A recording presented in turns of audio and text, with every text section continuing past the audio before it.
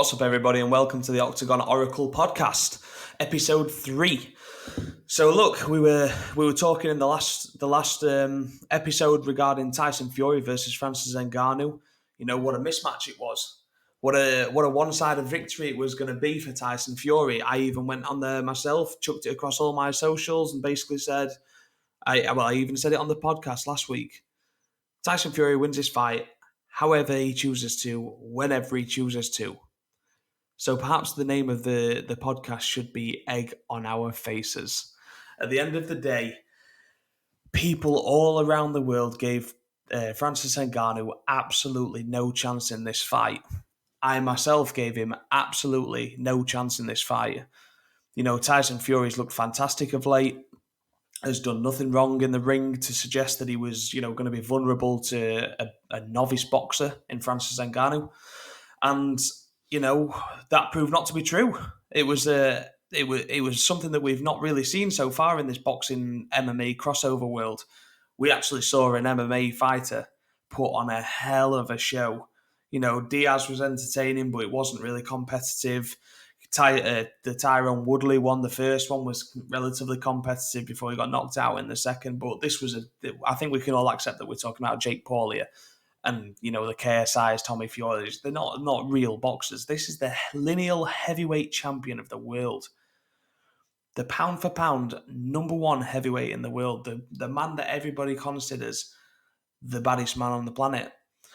This was a battle of the baddest, and I think one thing that we all learn is that the baddest man, not learned because we all knew this anyway, when we talk about who's the baddest man on the planet, I don't believe that boxers are the baddest men on the planet. Yes, they have a particular skill set, but if we're talking about the best MMA guy against the best boxing guy, I'm sorry, the best MMA guy walks out of any room. There was a conversation, wasn't there, about John Jones, and where if he was locked in a room with Tyson Fury, what would happen? I mean, I think we all know John Jones comes out of that room with whatever he wants. He'd walk out wearing Tyson Fury's pants if he wanted to. So this is not a surprise in that aspect, but we weren't talking about a mixed martial arts fight or a street fight here. We were talking about the beautiful science, boxing. And what we saw was a novice boxer come over, drop and hurt the heavyweight champion of the world, and in my opinion, do enough to get the victory. I don't think it was maybe a massive robbery like everybody else kind of is leaning towards. I think Francis won the fight. I think it was close. It was competitive. I was extremely disappointed in Tyson Fury. He looked very basic and very lackluster and just seemed completely clueless when it came to the event. The fight itself. He's been confident. He's coming heavier than ever, which, again, maybe shows a little bit of complacency. Did he take this seriously? Was he giving it, his all? Was it a full camp? I don't think so. I mean, he didn't seem to tire, but he was maybe a step off the pace from what he would normally be. And I think that gave Francis an opportunity to land those big shots when Tyson was coming in. I thought Fury was... He almost didn't have a plan B. I mean, he walked out in the very first second of that very first round and just ran over to Ngannou and just threw that huge right hand. And when Francis didn't go anywhere, it's almost like his head went, oh shit. And then, a couple of rounds later, he's on his backside because he's been hit with a big left hook, and, Ngannou's got him in all kinds of trouble. So I'm honestly astounded. This is a YouTube podcast where, my intention is to speak and to speak fluently, and I'm kind of lost for words, even still now on Monday, 2 days after the event itself. I think my biggest takeaway from this is there's two things. Number one, I'm absolutely delighted for Francis. I think he went out there and he showed to everybody that he's just one of the best in the world at what he does, and he can cross that. He's got enough capabilities and skills to cross over. I think from an Ngannou point of view, he showed that he's got the cardio to do the distance, but I think he did it in a very clever way. For me, when MMA fighters come over to boxing, one thing they try and do is kind of show what a great boxer they are and establish themselves, with their movement, the footwork and everything else, and they maybe get too caught up in that. And I think Francis here didn't do that. He didn't waste any energy tiptoeing around and stepping forwards and stepping backwards. He just kind of stood there and invited Tyson to come onto him. And anybody who watches boxing knows Tyson Fury is much better when he's on the back foot, and he was kind of forced to go at Francis, otherwise nothing would have happened. Which for Francis was perfect because he wasn't wasting any energy. He just had to wait until Tyson came in, and then he would throw those big shots. And I thought he looked great. The fundamentals and the basics. Francis looked superb. He obviously had the gas tank there. I said working with Mike Tyson over a short period would make absolutely no difference, and I think I was wrong. I think maybe Tyson, maybe said to him, "Look, this is the plan. This is the game plan." Francis and his team were very clever in this fight, and from their side, I've seen he's called out Stipe Miocic for once Stipe decides to walk away from the UFC. I think that'd be interesting. I think most of us would like to see that a third time, albeit in the PFL. I've seen that the WBC are looking at ranking him in the top 10 heavyweights in the world. Not sure that's fair necessarily, given the fact this was only his first fight. But on the flip side of that, he's shown he belongs at the highest level of this game. So, who am I to pull that away from Francis? From a Tyson Fury side, what an embarrassment. Tyson Fury, this is going to seem a little bit off because it's after the fact and it's all well and good doing it then. I've always had my doubts about Tyson Fury. And my doubts have always been this. He's not fought Usyk yet. He's not fought AJ yet. The only the big names that he's really fought, in my opinion, you're looking at Vladimir Klitschko, which nothing really happened in the fight. There was no big shots, no real big moments. It was a pretty crap fight, to be honest. Tyson, I think, had just mentally beaten him at the press conference, and Vladimir was just not himself in there on that night. And then obviously the rematch never happened. So we don't really get the finality and the answer we're looking for on that. Then if we look at the rest of his career, he's kind of picked and chosen opponents as and when it's suited. A Derek Chisora at the back end of his career, albeit an opponent he's beaten a few times. Dylan White, who was not quite the same Dylan White and was never really on his level anyway. And the people say, yeah, Deontay Wilder. And look, I'm not going to take the Deontay Wilder ones away from him because for me, he won 3 of 3 and 2 by stoppage. What I will say is this. If you're in the world of boxing, you know that Deontay Wilder is a very, very limited boxer. Yes, he's a massive puncher, but he's never been known for having great footwork, great stamina necessarily. He's just a massive, massive puncher, and that's what he relies on. He's not trying to outbox you. He's never tried to outbox anybody. He's trying to take your head off, and that's it. What I mean by that is Usyk and AJ are probably the two top boxers outside of Tyson Fury, and he hasn't fought them yet. And for me, that shows that maybe... I don't get me wrong, I still think Fury potentially beats Usyk. Not on that merit. Usyk would absolutely smash him to pieces on that one.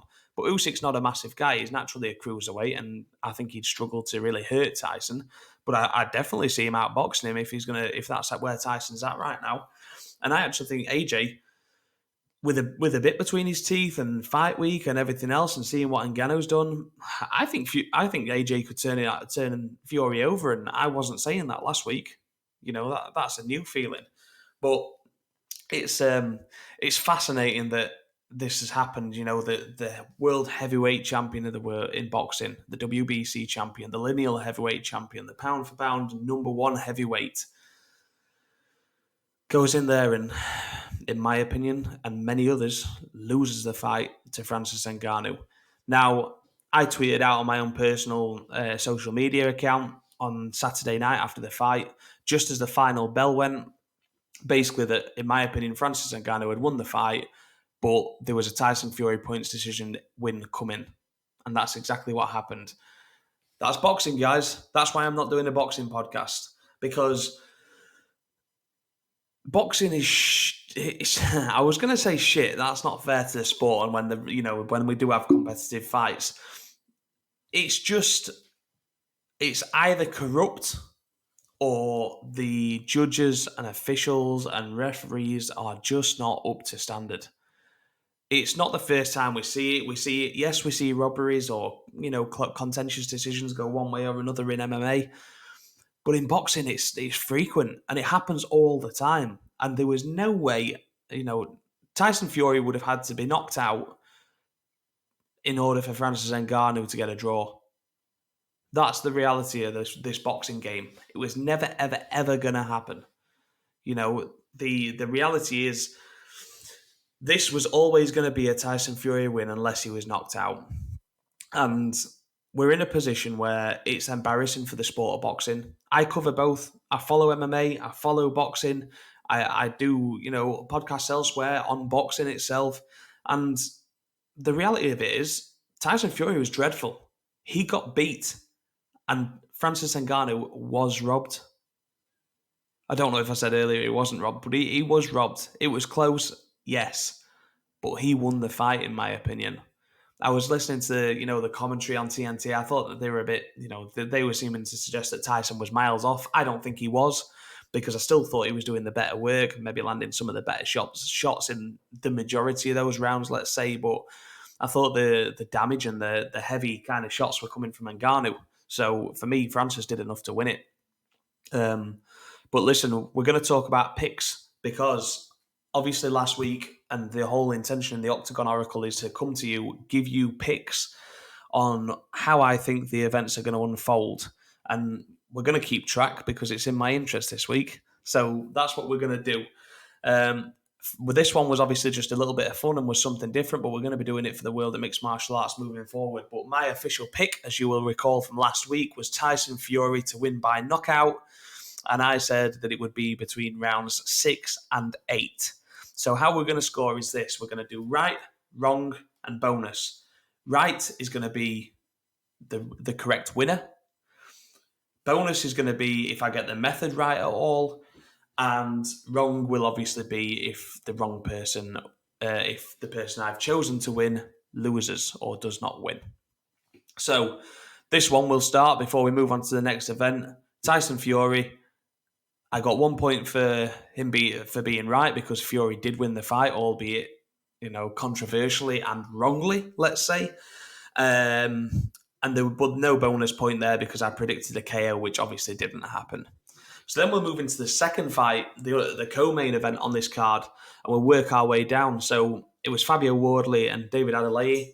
I'd sort of said to you that this one was going to be a barn burner. These two were going to come at each other from the start. They were going to throw massive haymakers and try and knock each other out. There was a bit of nastiness between them. And look, I predicted a 4th round knockout for Fabio Wardley. So I'm not going to go into it too much because I appreciate I'm trying to keep this MMA related, so I'm not going to review all the fights. I'll touch on them slightly.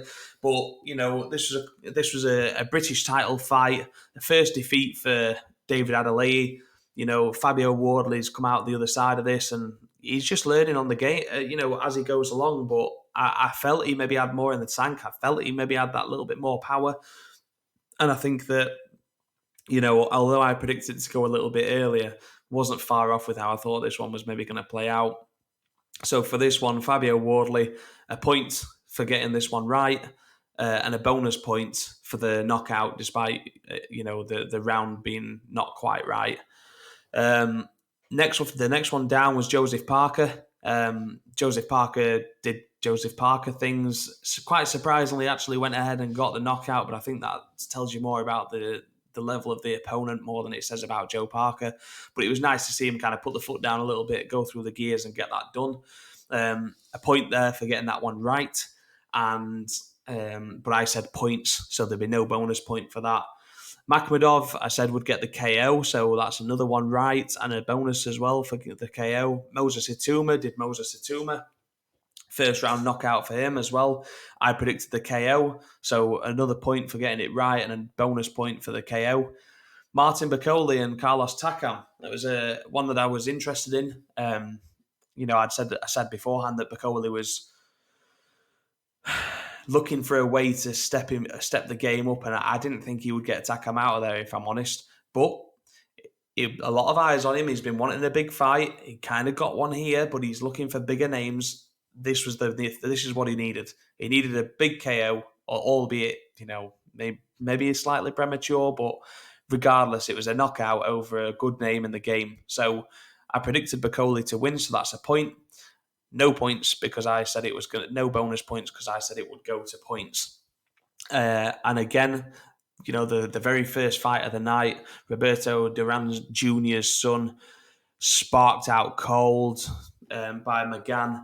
Absolutely superb from the young lad, and really showing that he can make a bit of a name for himself in this boxing game if he keeps going the way he is. Jack McGann just keeps learning, keeps getting better. So nice to see that switch from MMA is working for him now. So a point for getting McGann winning that fight, because I'd got that one right, but I did predict that it would go to points. So I was massively, massively off with that one.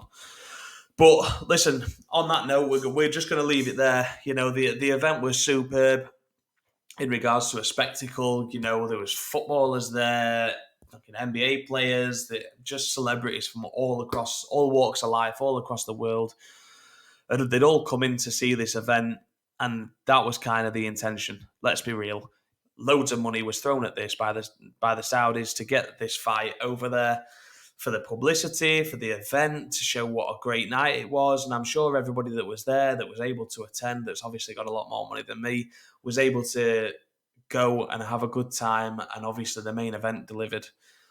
The biggest takeaway for me, kind of, a few decent cards, names on that card, a few decent fights, but it's all about Tyson Fury and, Francis Ngannou.